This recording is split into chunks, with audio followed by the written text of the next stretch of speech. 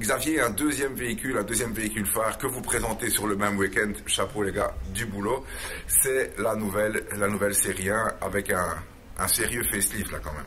Oui, tout à fait. BMW réapplique de nouveau ces nouvelles motorisations, donc le 3 cylindres, le 4 cylindres et le 6 cylindres pour se faire plaisir. Ils ont travaillé énormément sur le bouclier avant de la voiture, le bouclier arrière et sur l'intérieur. Principalement sur l'avant, ce sont les feux qui ont été modifiés. Calandre avant et oui, rendu un peu plus dynamique et plus moderne.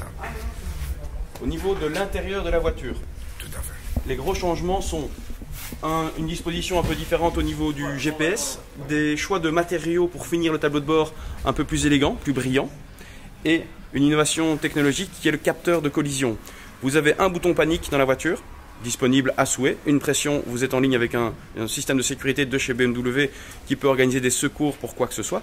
Et si vous n'avez pas réagi mais qu'un accident est constaté, le capteur de collision préviendra BMW et BMW vous appelle dans la voiture sur une ligne de chez BMW. Ce n'est pas lié à votre téléphone. Sécurité passive et active. Très très important. Au niveau des motorisations, est-ce qu'au niveau ATM ou des choses comme ça, il y a diverses modifications? C'est un souci européen important, c'est le rejet de CO2 et BMW arrive de nouveau avec des zones en dessous de 90 grammes pour le rejet de CO2 avec son 3 cylindres, avec du 4 cylindres, avec du 6 cylindres et on a vraiment des taux de grammage très très faibles par rapport à beaucoup de nos concurrents. Ce qui sera du confort pour l'ATN, pour les gens en véhicule de société, pour les sociétés elles-mêmes et également pour les particuliers parce que pas d'incidence sur les comalus à l'immatriculation. Nickel. On arrive sur la partie qui a été la plus travaillée au niveau esthétique et visible, c'est le bouclier arrière, où là vous allez voir que les feux se répandent sur la calandre arrière et centrale du coffre.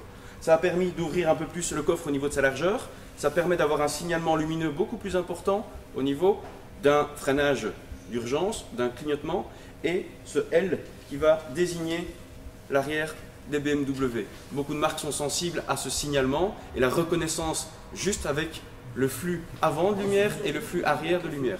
Voilà. Nickel. Ben, écoute Xavier, je te remercie et on vous souhaite un très bon week-end. Merci beaucoup.